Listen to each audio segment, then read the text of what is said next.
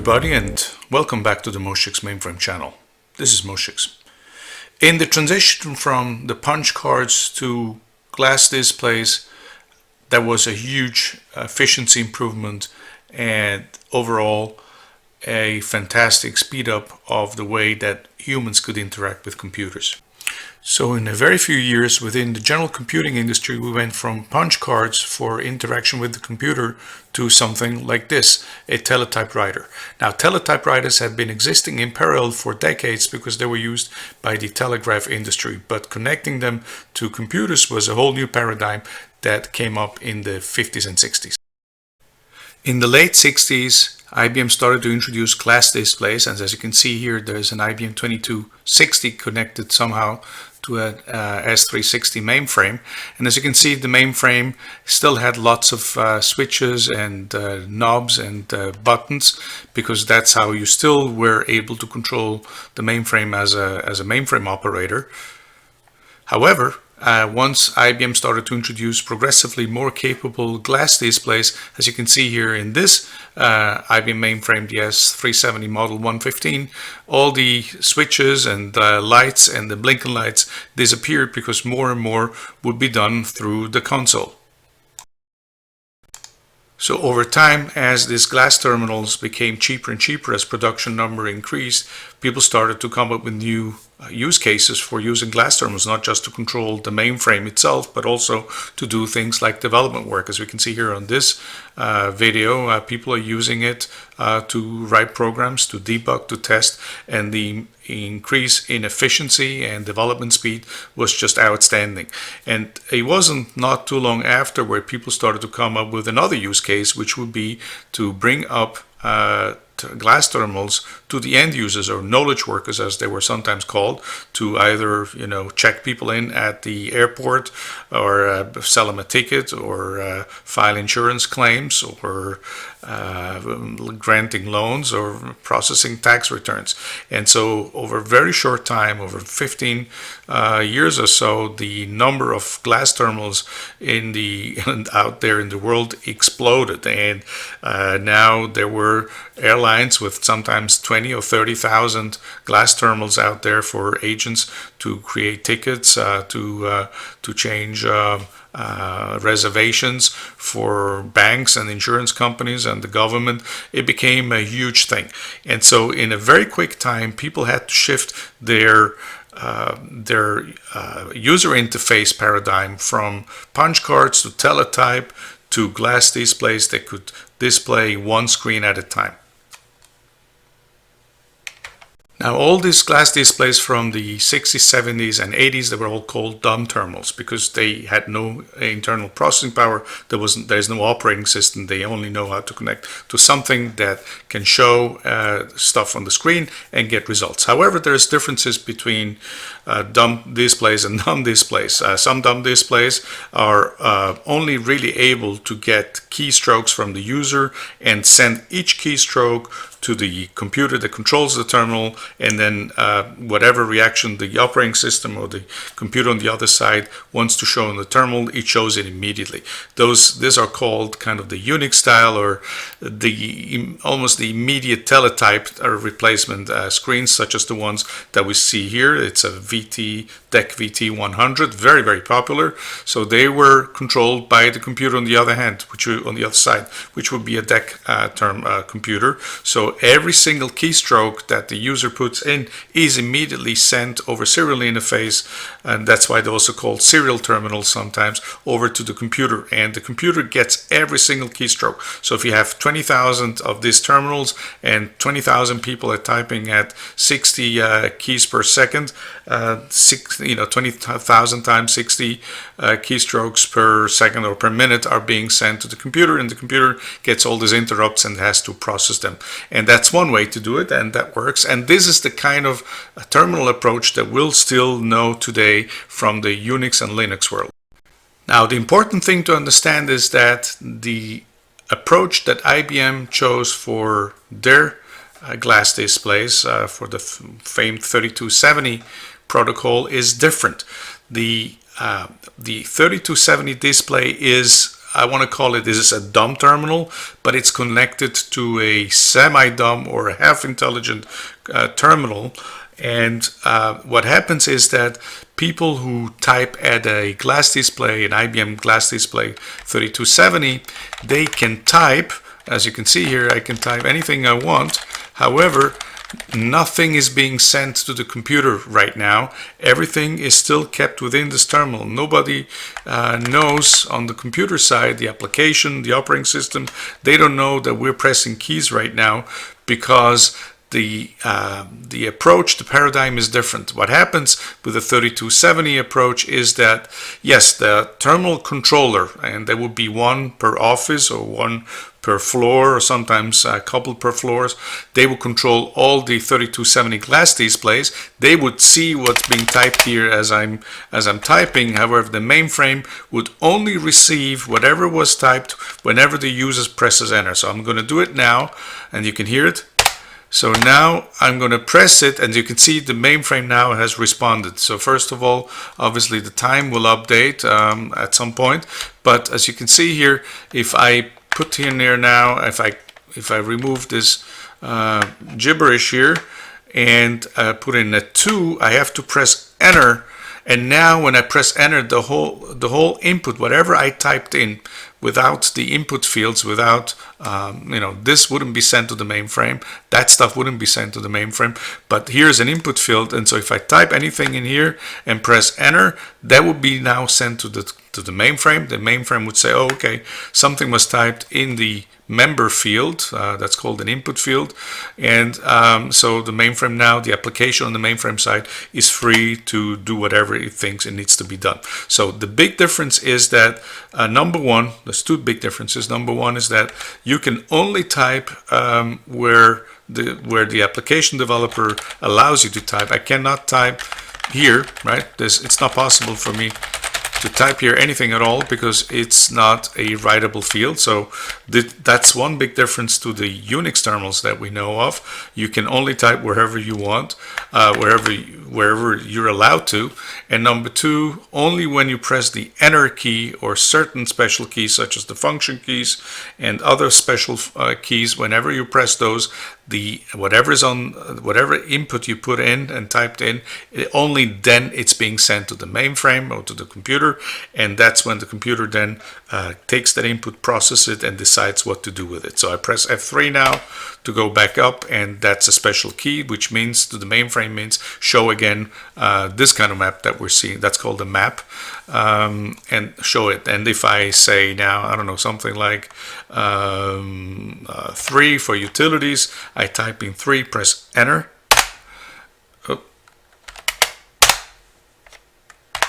And now the mainframe knows that I want to see the utility selection map and shows me that. And every map, almost all maps, have some input fields so that people can type something. And that has driven the user interface paradigm for the mainframe over the last 50 years or so. Obviously, over time, then mainframes opened up to standards such as TCP/IP and web forms, and that has changed again. Even though I want to put in here that a web page and the mainframe 3270 map are not that different, because when you type in the URL in your browser, the computer on the other side that you're trying to connect doesn't know anything yet about it. Only when you when you put in some data in a reservation screen on a web interface, the computer on the other side, I don't know, the airline or your reservation agent will not see it until you press the send button. It's very, very similar approach. Actually, I would say it's one-to-one the same approach. And also on a web page, you can't just type in anywhere you want, right?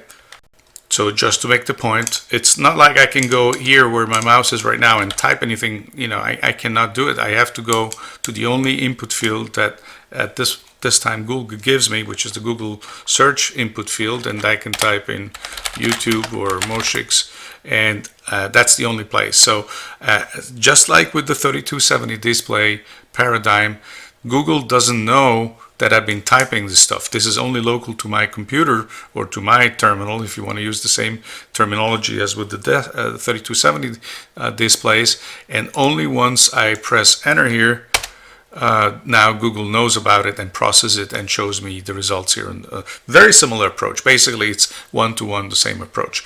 Now, just like now, you can connect millions of terminals to Google search because Google is not aware that you're doing, formulating a search query until you press enter. The same with the mainframe. However, what I want to discuss in this video today is how this 3270 paradigm shapes how you can write modern applications on a display, a 3270 display, where you are limited by what you can do, by screen size, by colors, and by all other limitations that a 60-year-old display approach gives us today.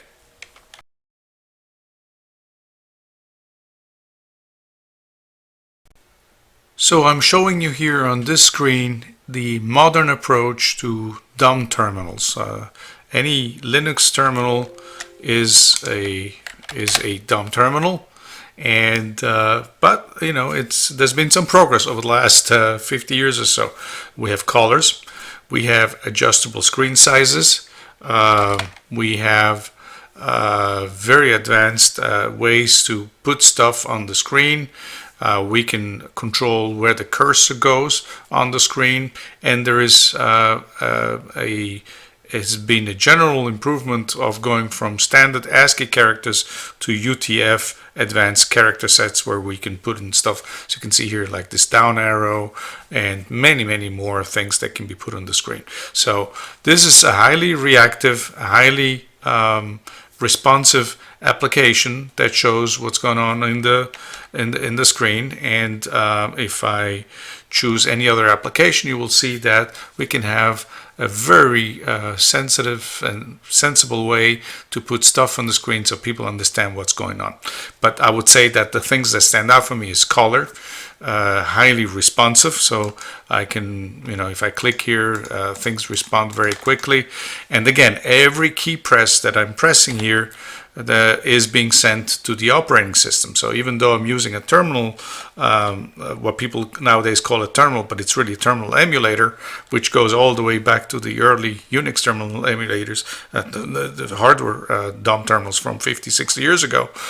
Whatever is pressed, it's still the same. It has to be processed by the operating system. It creates an interrupt. The operating system stops everything it's doing, processes interrupt, and goes back to whatever it was doing before. So as you can see, there is also there were limits back then to how many terminals could be connected because every key press is an interrupt. Now, obviously, modern machines can process hundreds of thousands of interrupts per second, and that's not a big deal anymore. So as applications became more responsive to user input and more interactive, so did the computer's progress over time.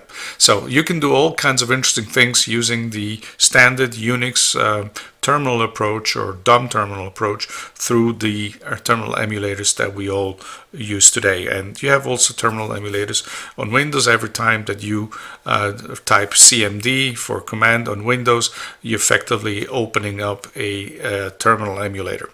Now, on the 3270, as I mentioned before, things are a little bit different. And I want to show you what the challenges are in creating compelling applications on the 3270 terminal approach by using an application that I've been developing over the last couple of months.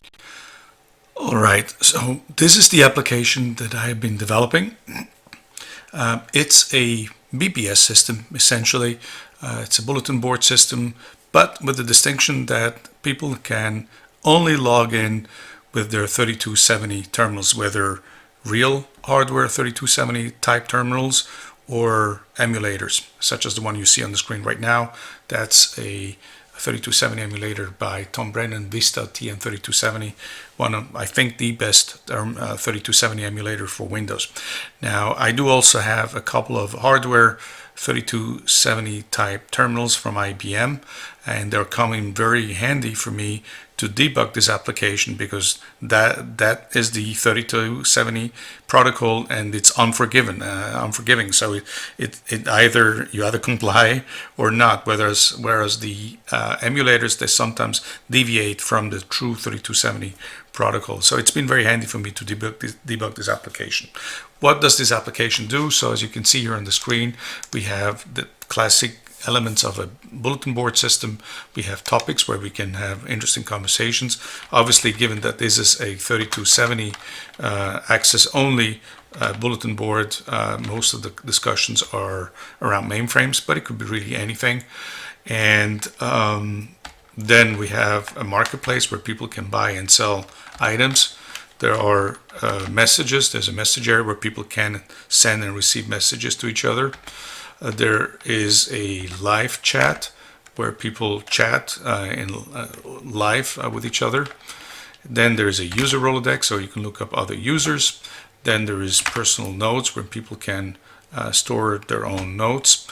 And then there is a system activity display where people can see who's logged in, what's going on.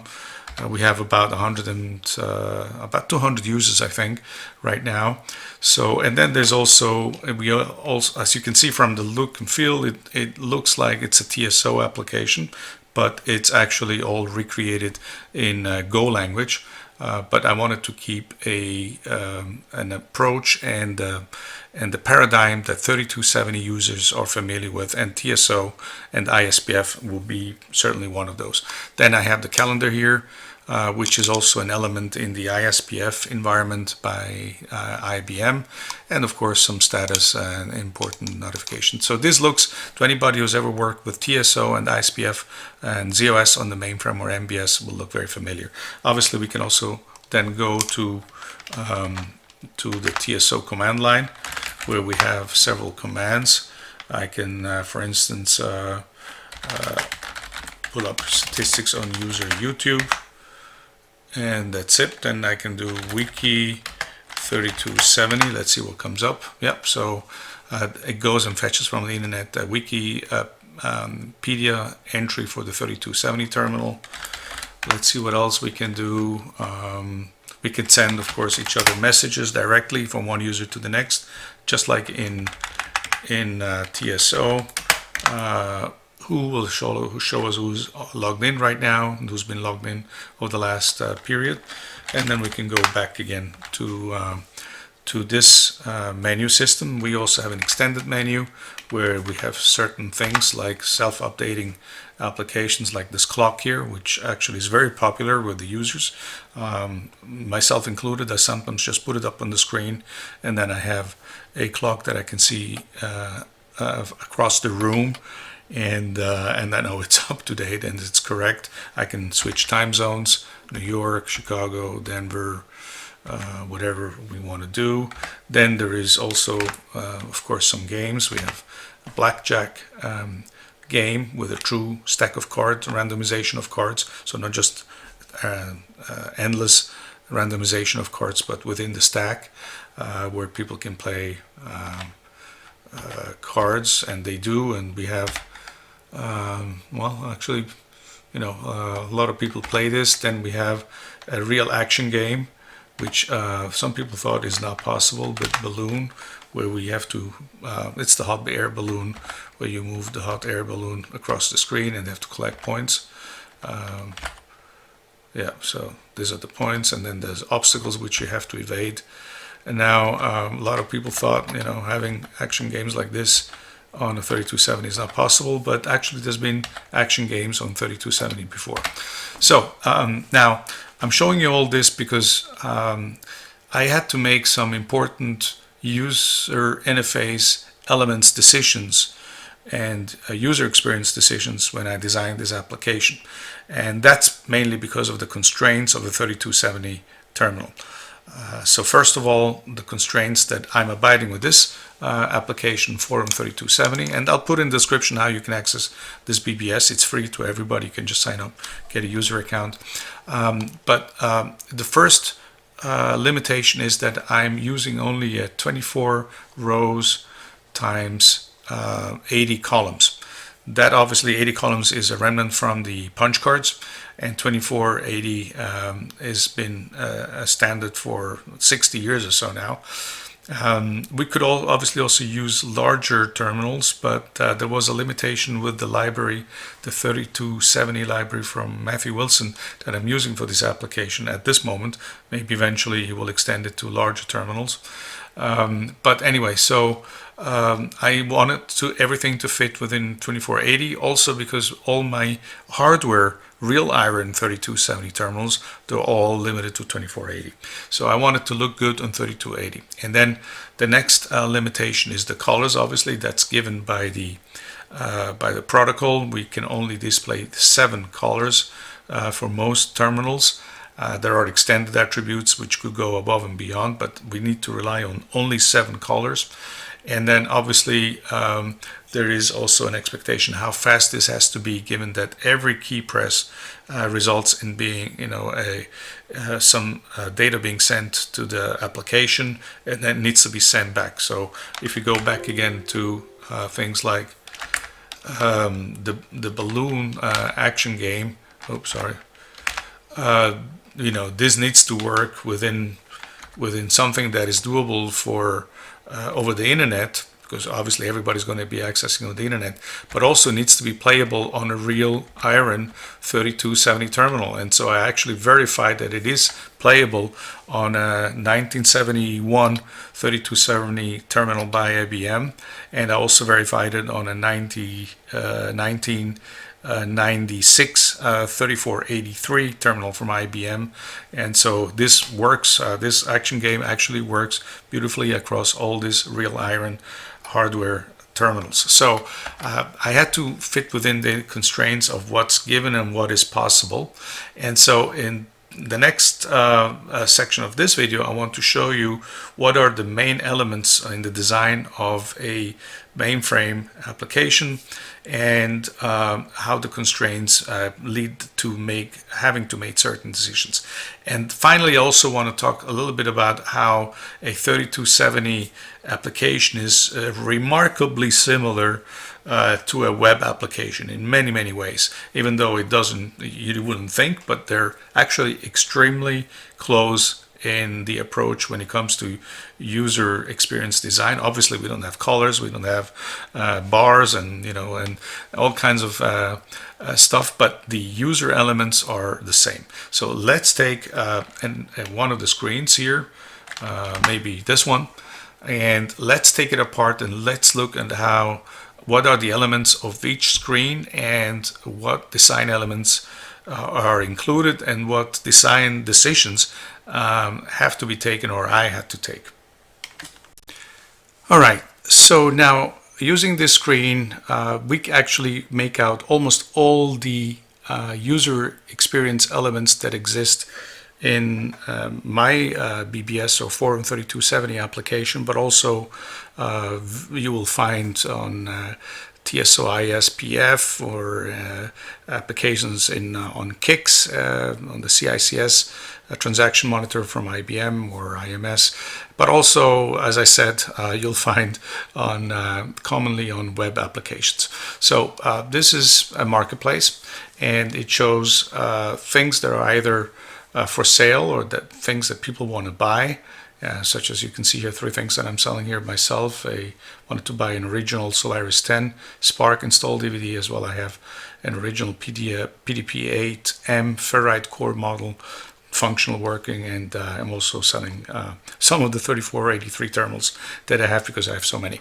So now, obviously this is a list of things. And when people choose the menu option for marketplace, 3 in the main menu, in our case, they need to immediately understand what's going on and what they're looking at. So what do we have?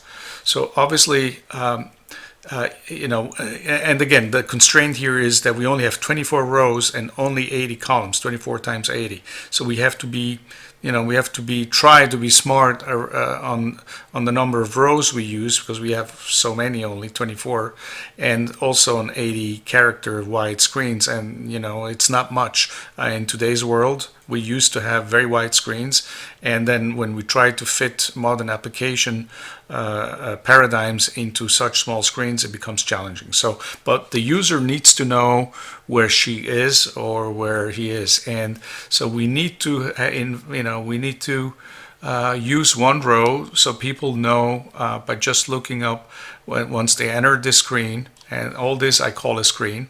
They need to know that they're in the marketplace. So right there, one row is gone, and yeah, there's only one word in this row, but it's important so that people know what it is.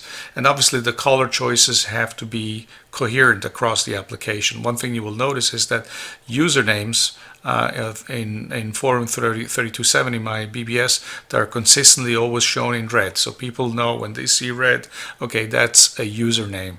And then certain things are always shown in blue, such as the legend of the function keys, so that again, people know what to expect. But also color is important, but also being coherent and constant in the choice of location is also important. So we will always have in row 0, as I call it, the marketplace, and we'll always have in row 23 or 24, depending how you index. But in the last row, we'll always have the legend of the function key, so that people, they look up here and they know that this is the marketplace application within the Forum 3270 bulletin board, and then they look down here and they know what they can do.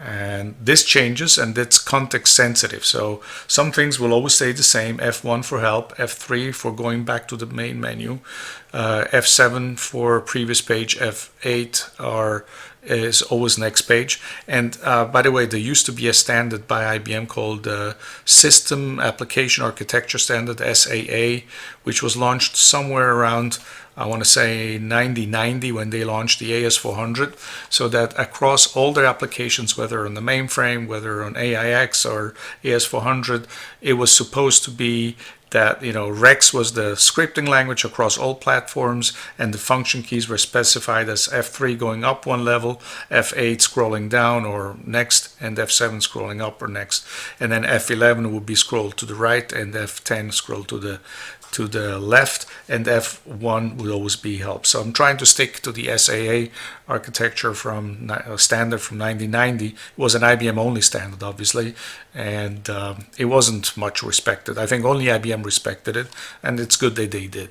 So we have the description of where we are, and then we also need to use one more row to show the people what they can do, and we just looked at that before. And now comes the central part, which is the area where we show the content, and very often, obviously, that's row by row, and the application doesn't know how many rows there could be. There could be, in this case, 1, 2, 3, 4, 5, 6, 7, but there could be 1,000. So obviously we need pagination, and so that's why F8 and F7, they allow the user to paginate through this. Now, however, we are in 2025, and people have certain expectations. Back in the 70s and 80s, this is all people had, and it's still like this in ISPF today on ZOS and MVS, where you just scroll down until you hit bottom. You can sometimes put in a command for bottom, just BOTTOM, or just BOT or top to go to the top, but that's it. You don't know how many pages to expect. So in our case, we also need to have certain ways to show that. So before we get how to show people how much content to expect, let's also say that there is one more row which right now contains no text at all, but it needs to be there, and that's the error message row. So the second last row, so 23 if you count from 0, or 22 if you 22 if you come from well, you know what I mean.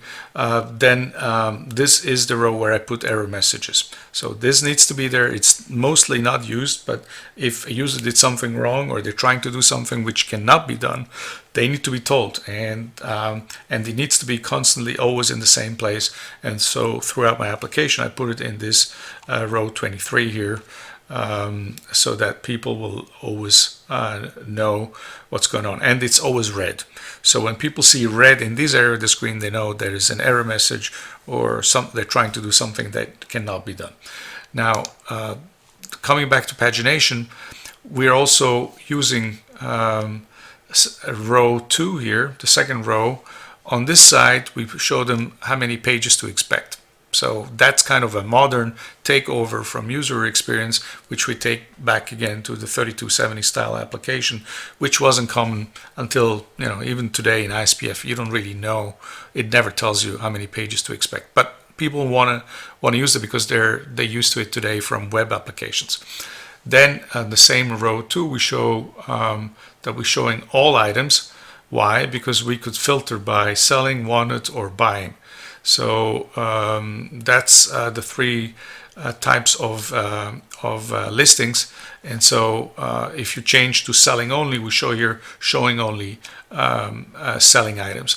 And I'm doing that because I'm using the second row for pagination information anyway, so I may just as well use that here. Now, I have also a third row, type D, which tells users, because typically people start bottom up, top left corner and read through slowly to the bottom right corner, and so they will eventually see this type D in selector field to delete your own items. Why? Because there's a selector field. So one thing that how do you allow people to see more details? You can't just click, right? Even though for a while IBM had a pointing pen where you could point at something and then it would trigger a special, almost like a special function key, so that the application would read it, would locate the cursor position, and would know what to do. I'm not doing it here. We could do it, but I decided not to because I would have to implement it throughout the whole application, and it's tedious and adds a lot of lines of validation, consistency check, etc. that I didn't want to do. So, so how do people select something? So the user element, user interface element, that approach that I'm using is that I always have on the left side a selector field. So if people put any character here, an X or an S, I usually use the S.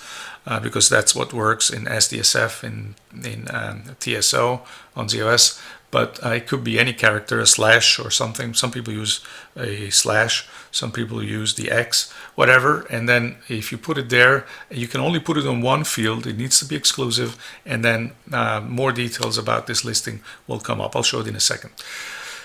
So this is the selector field area, and I make it only 1 character wide. So this is an input area. And down here in the command is another input area. There's only really 2 types of input area here. One for command, and you can only take A, S, W, or B.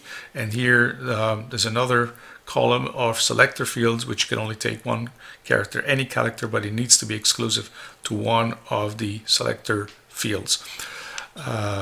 Then, of course, we need to have next to the command, I need to also show very close to that what they can put in the command field. So here you can put in a D other than S or an X or slash will select it for detail view, but I'm informing the user if it's your own item, you put in a D because you want to delete it, because how would you otherwise remove an item that you have sold or you don't want to sell any longer? So there needs to be a special character, and obviously there's going to be a confirmation screen coming up. Confirmation screens and detail screens is something we'll discuss in a minute. So these are the elements. Now, the size limitation of the 2470 screen that I'm using, as I mentioned, I could be using also wider screens, but I don't assume wider screens.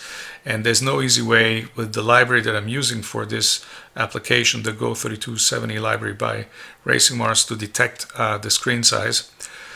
We could obviously ask the user to tell the application what screen size they use, but then they will change often, and then they may lose access to some of the fields which are required for meaningful navigation. So that's why I'm limiting myself to 24 times 80. And one of the things is, like, I could put in a date when the item was listed, but there's not a lot of space. And so to not make this screen overcrowded, I decided to not put in the date here. I could easily do it. I could say date, but then it's not clear. Is it the listed date? Is it the modified date? It's not so clear. So you don't have a lot of space to say creation date. I can put in creation above and then date below, but then we're starting already to to break some of the consistency that I'm trying to keep within the application. So this shows you the elements that go into a screen. I call this all a screen. You can also call it a map. And so some are must, because it's not like a browser where you have the back button. There's no back button anywhere here. So you need to have the F3 for main menu at the very least, so people can always back out. And if you do pagination, you need to have next and previous. And then obviously, since you're here, you also need to have a way for people to post an item, because otherwise, why would they come here? Maybe they don't want to look at something, maybe they want to sell something or looking to buy something. So F5 will then take them to a post item screen with an editor where they can create an item to sell or to buy or something like that. So these are the main elements, and now let's look at some special situations. So just to complete the discussion before we move on to the other screen elements, let's do the F5 to post an item. So if I want to post an item, I'm going to put in here selling item. I'm selling an IBM S70 model 168 mainframe for $40,000.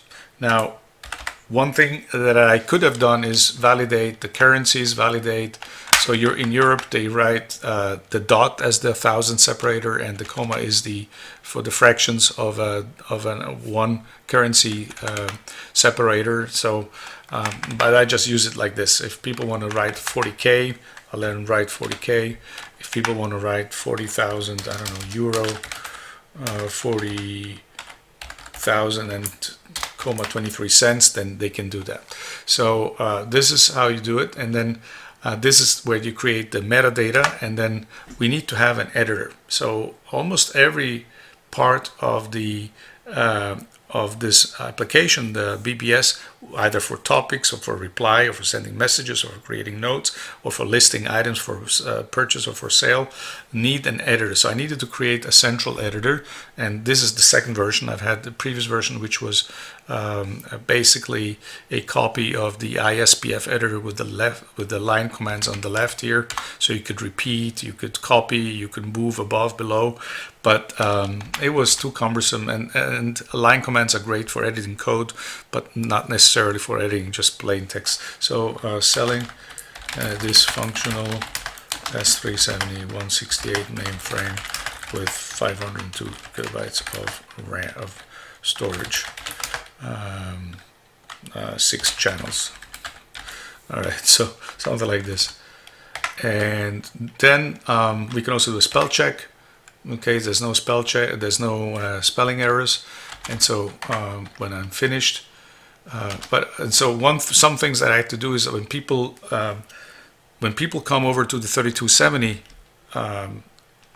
terminal, they used to using the enter key for next line.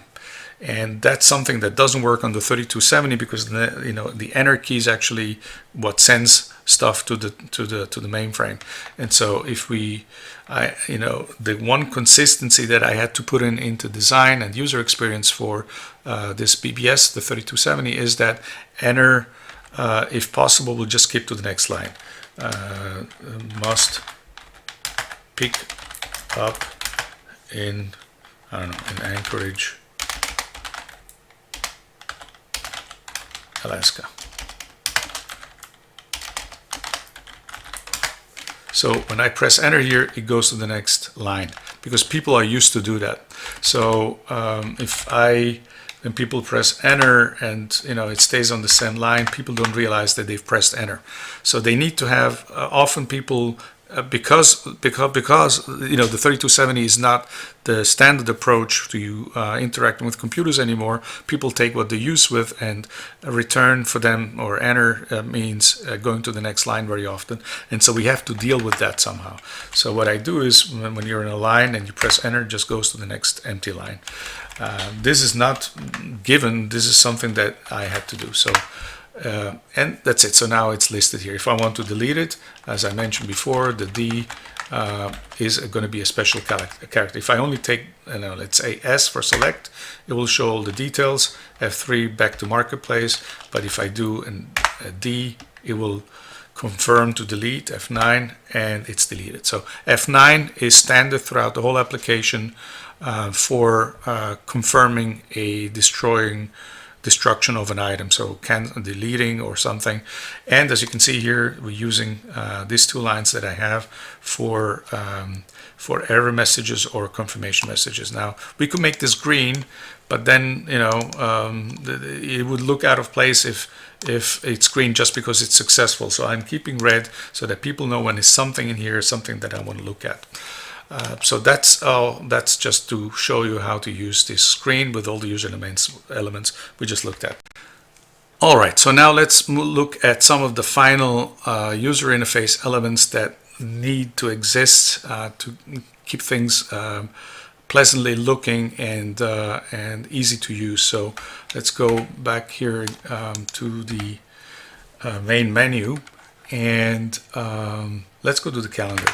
So in the calendar, I can set preferences. I can type in preferences, and one thing you want to do is always, take the shortest unique command if there are commands. So let's say P, and it takes me here, and I can set in the time zone. So for this time zone, I need to have some explanation because this is a complex screen. Time zone, week start. This is the preferences for the calendar for the user. So let's set the time zone. Let's say that I want to use America, and so now it shows me the various time zones I can use. Let's say we use B, and so now there's so many elements in here that are kind of important, so that if I use enter to confirm this screen, it might lead to people only partially filling out these important preferences settings. So that's why in these cases I use the F10 to save preferences. So people will not, just by being, because they press enter, save a map. Because remember again, people are used to press enter for everything. So what happened here? So America, and then let's use E for Chicago. Okay, so Sunday, my morning starts at 7 a.m. and then we use AM PM here, and I want the US national holidays, and let's say I could add other countries, but that's it. So now we save it, and now we have the correct time zones. It's 5:26 a.m. here. I'm an early riser because I just came back from Europe and I have jet lag. So here I have a breakfast schedule. So now to come back to the additional user elements is ideally on a web page you would put in the day, you would put in even the week, and maybe here a couple of months. You could see the previous month's current month and next month, but we can't do it because there's no space. So how do I show week and month? So I'm using the F9 here to change the view. So this is an example user, so it only has one event for today, but I can also go to daily view, or I can go to weekly view, and I'm using the preference that the user set, which is Sunday. In Europe usually they use Monday as the first day of the week, so you could change that in the preferences. Now if I need to go to a different date to look at the daily schedule of that particular day, let's say of next week, so I can go F8 forward, so you can see here May 18. Now we go to May 27. There is something in here. It's Memorial Day. If I wanted to look what it is in detail, So first of all, truncation is very important. We don't have, I can't put in, U.S. Memorial Day because it won't fit, because there's all these days to fit in. So truncation is important, which is something you don't see in TSO ISPF, because the terminology they use and everything always fits nicely. You don't really realize, but when we use modern paradigms and approaches to user interface, very often you will have to do truncation. So how do I go to see the daily view? There's two ways to do it, really. I could position the cursor on this day, and then I could have F11, let's say, to go to cursor position and select day as cursor position. But then we also have to do a lot of coding around. It could be just instead of 26, it could be 7, because it's the 7th day of the month. So if the user is 1 byte to the left or one position to the left, we will have to deal with that. If the user is slightly above or puts it in here, so there's a lot of code to write to make it comfortable for the user to be somewhere in this area. It could be here, it could be here, it could be anywhere, it could be all of this. So yeah, you could write code for all of that, but it starts to be very tedious for the programmer. So there needs to be a balance between how easy it is for the user to use, because I'm not going to have a million users on this Forum 3270 application, and most people, they come from the mainframe world, so they will know what the user interface approaches are. But if I was expecting 12-year-old kids, then I'd have to be consistent. I would have to accept the cursor position here and here and here and here. So I'm not gonna deal with the cursor position to point, but instead I want to use a go to. And now we see a new user element. If I press F6 for go to, a window comes up. So that's not a screen, it's a window. We could also still show all the background there. I probably should have, but I haven't yet. So I can just say, let's go to, what is it, 26 is Memorial Day, I think. And then now we're on Monday 26. So F6 is a window. It's not a screen, it's a window. You can do it for small confirmations, for small amount data to be shown, which is pertinent to the screen that's behind. So I use this user interface approach of having windows. They also exist a little bit in ISPF, not a lot.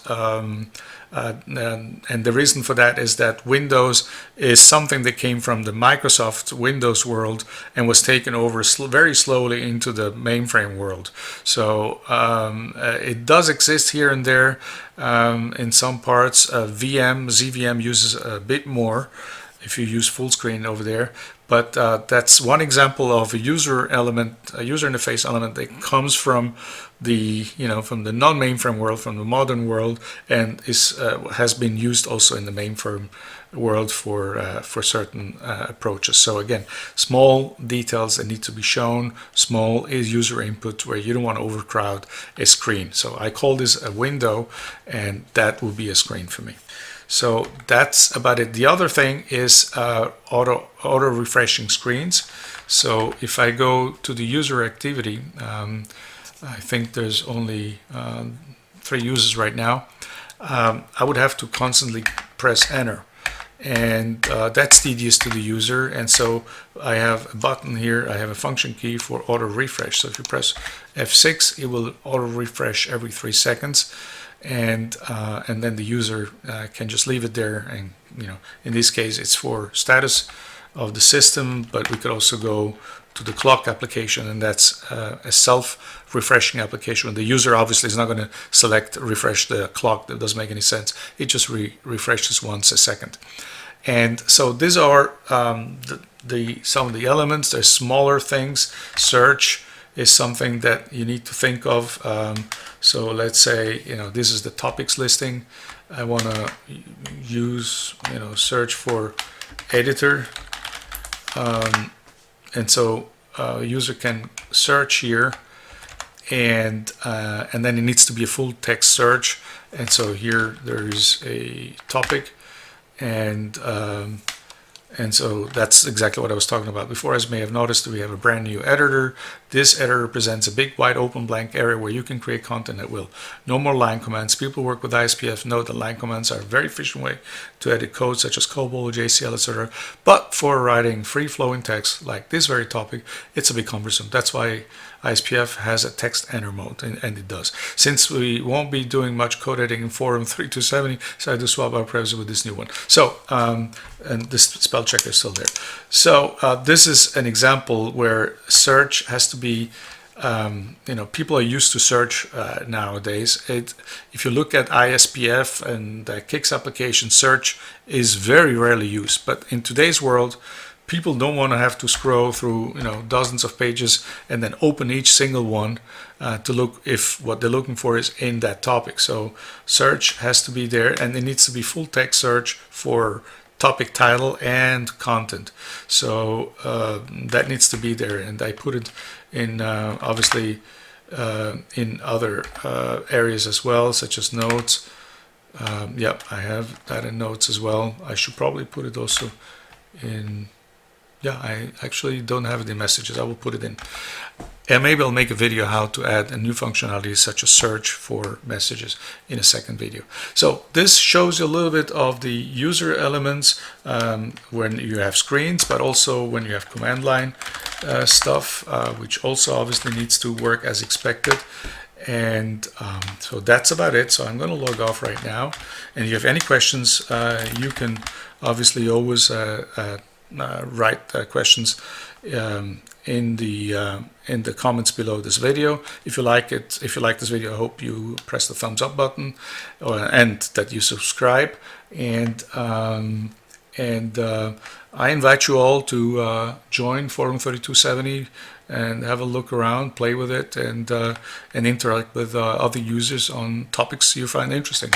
So I'm logging off right now, and goodbye.